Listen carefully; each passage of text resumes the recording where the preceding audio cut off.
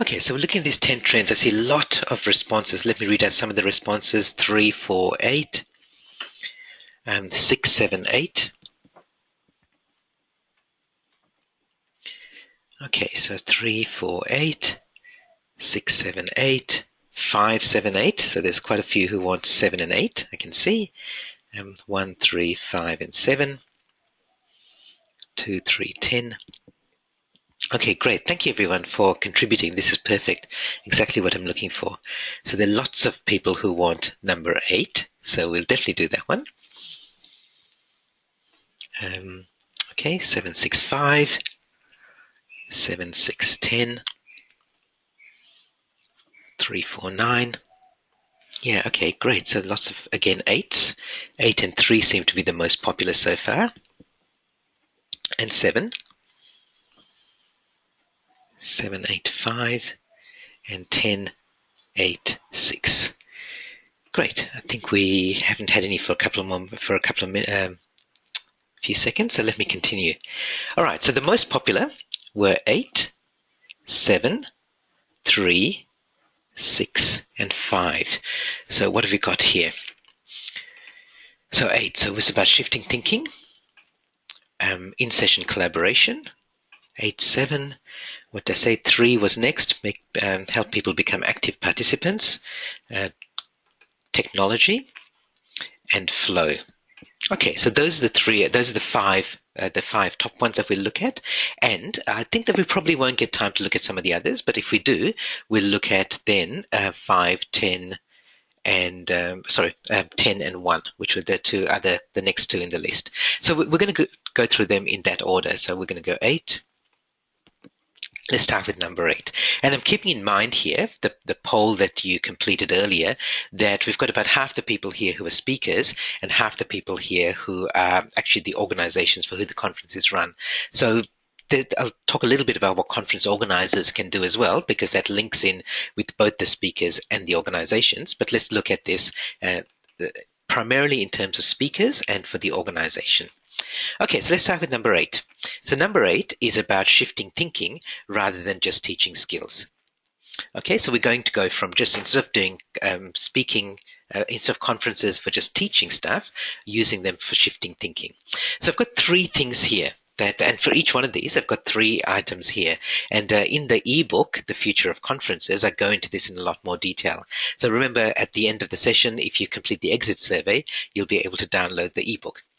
So let me share these 3 things. So if you get speakers to do keynote sessions, consider whether they can also do breakout sessions for you. Now, for conference organizers and organizations, there's a budget issue here, because it helps if you get the keynote speaker. If they do a breakout session, they can generally do that for less than what you'd pay for 2 separate speakers. But the point I'm making here is that the breakout sessions tend to be the skill sessions, and the keynote sessions tend to be the shift thinking. So if you have a keynote speaker who is going to shift thinking, then you can also get them to do a breakout session, which gives them practical. And if you have conversely, if you have the breakout sessions, which are purely about teaching skills, but they haven't yet had the shift in thinking, then you're not going to get as much value from the breakout session. So if you've got a speaker and they're there, and especially if they're a paid professional speaker, if you're paying them to be there, then get them to do 2 sessions. But also for your internal speakers, just consider whether the breakout sessions are purely about teaching skills, or whether you can get them to do some shifting of thinking as well. The next one is something that a lot of conference organizers and organizations shy clear of, and that is to have some sessions where they open up fearless conversations. And these are the sort of things that the industry doesn't want to talk about. These are taboo subjects. These are the things that people know are problems, but they want to keep them unspoken. And just make sure that you have opportunities for people to share those ideas within the conference. The next thing about moving towards shifting thinking is that a lot of conferences have a huge amount of data dump or information overload, and that doesn't help people's thinking. It really doesn't. So make sure that the conference as a whole and speakers individually have some sort of resource center. So for example, whenever I speak at a conference, I make sure that I'll offer to clients that in addition to my presentation, keynote plus breakout. I will also provide an online resource center with some additional material that people can access later. Now, sometimes the client will say to me, okay, that I can collect their business cards and send out the information. At other times, they want to publish it to their intranet or to their conference website. But the idea is that I don't have to overload them with information. I don't have to bombard them with all these data and facts. I can focus on shifting thinking and give them the details later. And it's not just in a handout, it's not just on the conference app, but it's details later that they can use as part of their ongoing learning. Okay, so any questions or comments about that? So thinking about moving away from shifting from teaching skills to shifting thinking. And again, talking about organizations, because if you're an organization that's running a conference or putting on a conference, then think about the right blend. So think about the blend of whether you want people to attend the conference because you want them to learn stuff, or you want them to attend the conference because you want them to shift their thinking. And I would suggest that if you want them to learn stuff, there are probably other ways that they can do that. For example, online courses, as well as just in-person training courses or case studies or mentoring or shadowing. There are a whole bunch of other ways that people can learn skills, and don't sacrifice your valuable conference time with just teaching skills. Okay, so Jenny asked a question, are you setting up the fearless conversation piece following the breakout? And that can be done that way, Jen. It doesn't have to be that way. So particularly for conference organizations and for conference organizers, you might have some sessions set aside for having those fearless conversations, in which case you'd want to have skilled facilitators to run those sessions, because emotions can get high, the extroverts in the room can take over the conversation, the introverts don't get their voices heard. You've got to make sure that sometimes you don't want external people in the room because you may be saying things that you don't want reported in the media. So in that sense, I was thinking more of the conference organizer and the organization setting up an environment and a forum for people to feel safe, to be able to have those vulnerable and fearless conversations. It doesn't have to be part of a speaker's breakout session. And in fact, I recommend it's not, unless you're a skilled facilitator, which I think you are, Jenny. So you could probably do it, but not everyone else could. Okay, any other questions or comments? All right, let's move on. So that was looking at moving away from teaching skills to shifts, to the shifting thinking. Let's look at the next one, which is actually the previous one on this list. And this is the idea of replacing your corridor conversations, whoops, went back too far, with in-session collaboration. So this is saying that people go to conferences to network, and they want to be part of the conference experience because they get to meet people, but also, are you giving people the chance to network and facilitate and collaborate inside the sessions as well as just outside the sessions in the halls? So here are my three thinking points and talking points. So the first thing is make your sessions more interactive. And if you're running the conference or you're hosting it, make sure you choose speakers who can have interactive sessions. Let's see whether the one about demographics. Okay, let me go back, because I think to lead into this, let me go to the one I was going to do next, which was about active participation, because there's some interesting demographics that might be useful, which will actually, and then we'll go back to the other one. So in a typical conference audience, and this is generalization, but typically you're going to have a mix of these three generations. So this is from McCrindle research into the Australian workforce and the breakdown of the Australian workforce generation by generation. So you're going to have three groups, and you can say roughly 1/3 of each. So they're going to have the baby boomers, who are the people who have traditionally gone to conferences. They're happy to sit in a big audience and listen to the presenter on stage. And if the presenter asks them to raise their hand or talk to the person next to them once or twice during their presentation, they're happy. Okay, so there's that group. And again, I'm generalizing here. So if you fall into one of these three groups and that doesn't apply to you, please don't get offended. The second group are the Gen Xers. So I'm a Gen X. So you prefer interaction and like having discussion groups and facilitated conversations and so on. And then the millennials who also like collaboration, but in a very different way. They like tech, they like social media, they are more individual, so they want to have their say, and they don't want to just sit passively and listen. So you've got these three groups in your conference audience. So how do you get them from just attending the conference, like the boomers do, and just sitting and listening, to actually participating? So let's look at the three things here first, and then we'll go back to in-session collaboration. So the three things here, and I've focused here on things that are to do with technology, only because the millennials are the group that is the biggest group that's moving into conference audiences, moving into leadership and management positions. So millennials would love, and actually everyone loves this if they know how to use it properly. Many conferences now have a Twitter hashtag, an event hashtag. So unless you're running a private in-person conference for within your organization, you should have a Twitter hashtag. And if you don't know what that is, ask your conference organizer about it. Speakers should know what that is, and speakers should be using the Twitter hashtag before their presentation, after their presentation, even during their presentation. So they can be tweeting out to attendees their main points while they're speaking. So take advantage of that. So if you're running a conference, use Twitter as a way of getting engagement within the audience, not just from the presenters. The other thing you can consider doing is live streaming.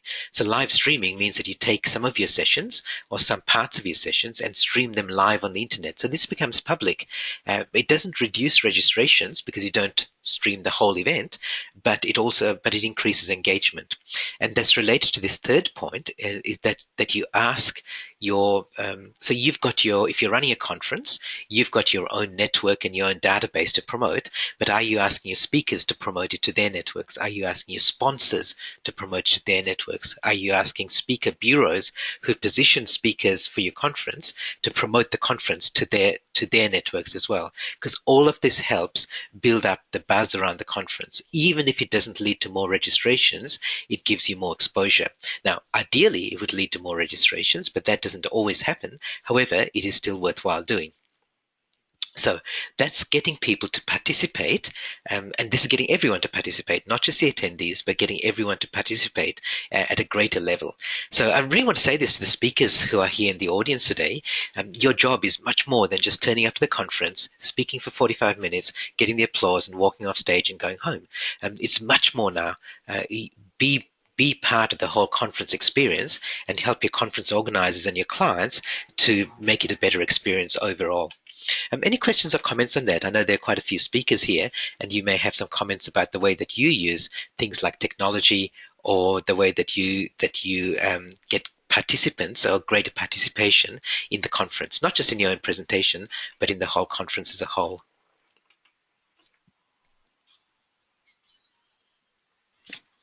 Okay, question here. What about Facebook? Yep, so Facebook is pretty big as well, and many conferences will set up sometimes they'll set up a Facebook page for their conference.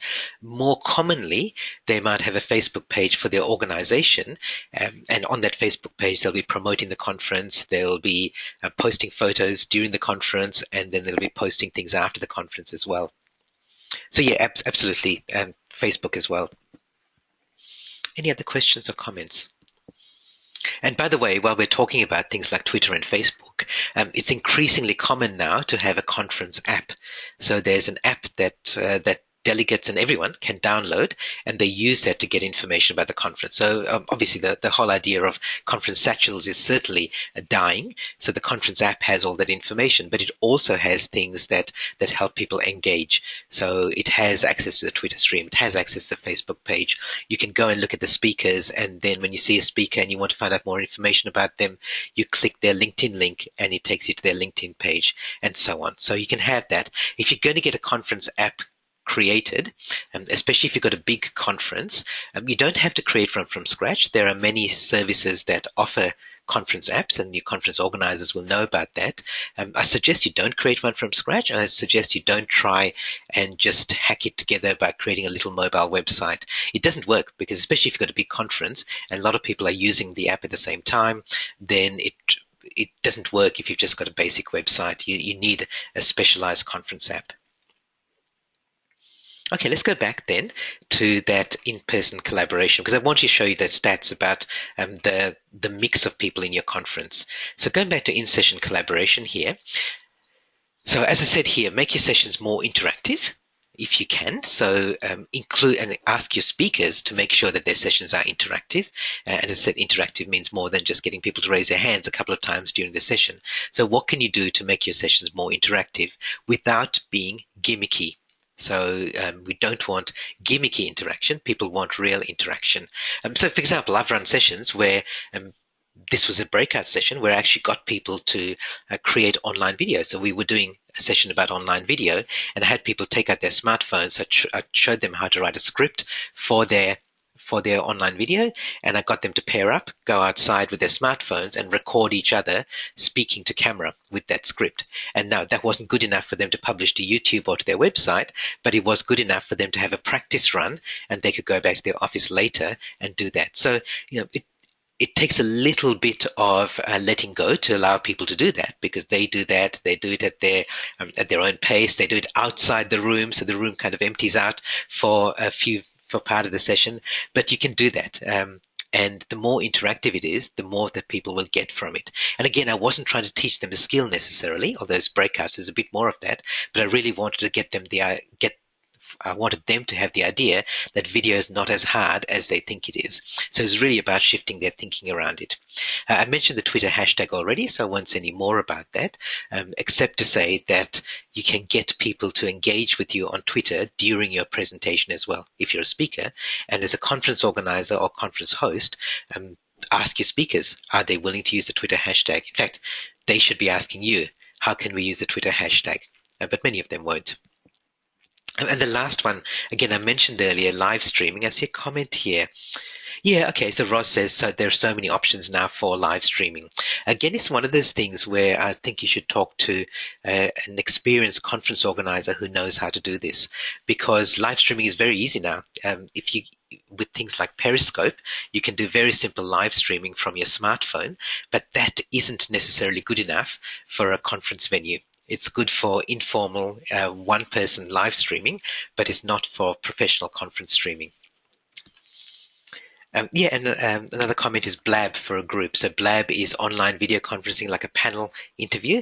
And again, Blab is great for online, but it doesn't really work for a in-person conference session unless you get 4 people sitting in front of computers blabbing to the internet.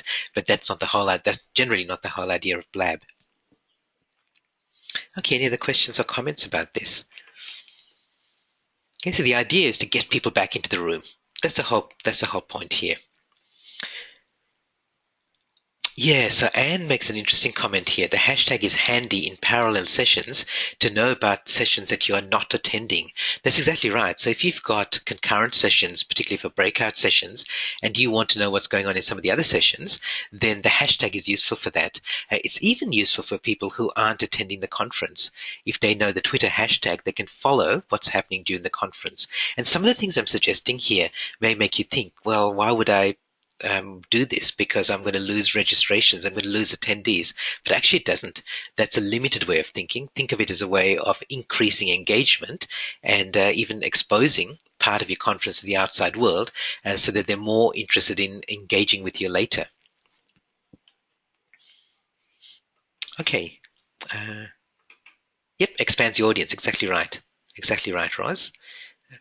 Okay, let's do one more, and then we'll finish up because we're pretty much at time. So what else was on my list? So we had 8. Let's go back to the other one that was really of interest to people. So we had 8. We've done 8, 7, and 3. The other 2 were 6 and 5. Let's do number 6 because it's about technology, and we've had a bit of a technology theme here anyway. So the point here is, don't just use things just for the sake of using fancy technology. And the 3 things I want to say here, the first one, which is for conference organizers and the organizations that are running the conferences, make sure that all your delegates have fast and free Wi-Fi. It's become the norm now and the expectation for conferences. Even though people have smartphones with data plans, they really want to have fast and free Wi-Fi. And I'll add to that, they also want fast free Wi-Fi and charging stations, so that they've got a place where they can charge their phones and their tablets and their laptops even during the conference. Now, it's not always possible to give everyone access to charging 100% of the time, but you can certainly give people access to Wi-Fi. They're kind of expecting this, and it's one of those things that's a little bit like being able to get free water. It's to have free Wi-Fi is almost an expectation now. It's getting to that point. So make sure that you do that, and make sure that your conference venue provides Wi-Fi and provides high quality Wi-Fi. And the second thing is QR codes. So QR codes are those fancy 3D barcodes that you see that people with smartphones can take snapshots of the QR code, and it goes to somewhere on the internet. QR codes aren't very common in Australia yet. You see them around, but many people don't know how to use them. But with a conference, you've got a captive audience. And as part of your preparation for the conference, you can educate your delegates on how to download a QR code scanner on their phone and tell them to do that, and tell them that you will be using QR codes during the conference. So QR codes, for example, at each of your conference venue, at each of the rooms, where you have a bit of paper at the start of each session saying what's coming up in this session, or you may have a list of the 3 sessions that are going to happen in this room for the rest of the day. You could have a QR code next to each one of those session titles, and you could ask your speakers to create a 3-minute video about their session, and then when people scan the QR code, it takes them to that 3-minute video, so that if people are choosing which sessions they're going to attend, or even if they've decided and they want to know a bit about that session, they scan the QR code, it plays a couple of minutes of video, so they know what's coming up in the session.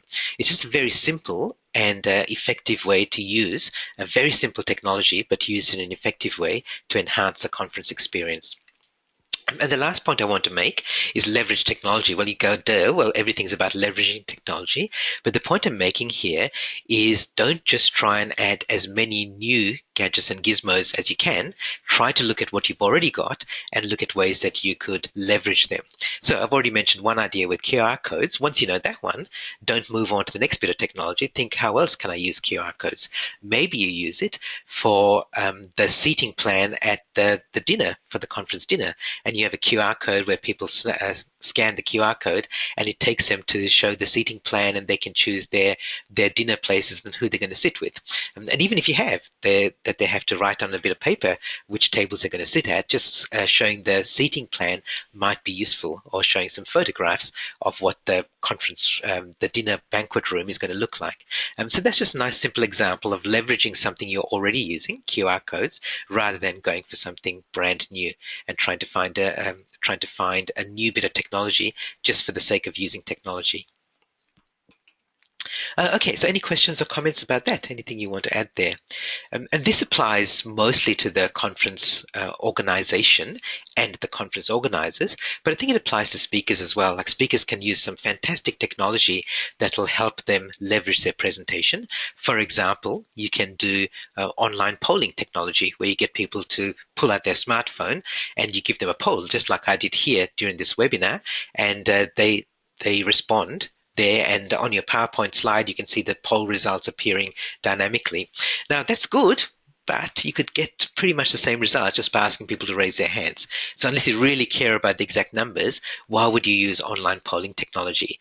It's a bit of a gimmick. There's more chance of it going wrong, and the people without smartphones, or they've got their smartphones turned off, or if they left them back in their room, they feel a little bit left out. So if you're going to use technology, use it effectively and intentionally. Okay, any other questions or comments about that?